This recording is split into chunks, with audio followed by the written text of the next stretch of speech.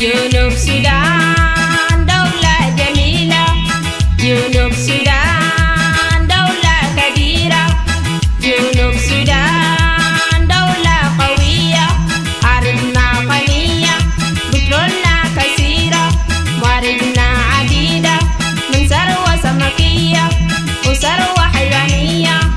يا أخوانا عيشوا في السلام، يا جنوبيين عيشوا في محبة، يا أهلنا عيشوا بعدالة.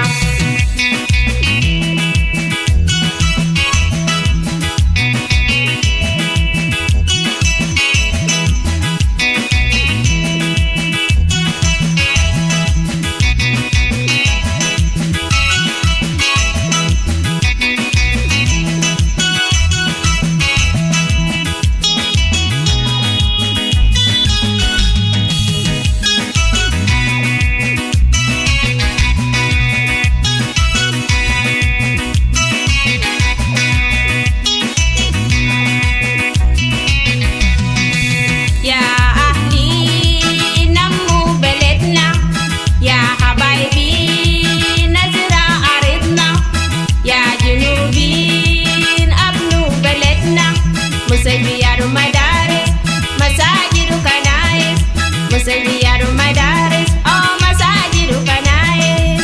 يا أهلنا جيبوا السلام، يا جنوبيين سيبوا كراهية، يا أخواتنا عيشوا بعدالة، يا أحبابنا سيبوا قبلية، جيبوا الأمان سيبوا كراهية، عيشوا بعدالة سيبوا قبلية، نمو بلدنا نزرع أرضنا.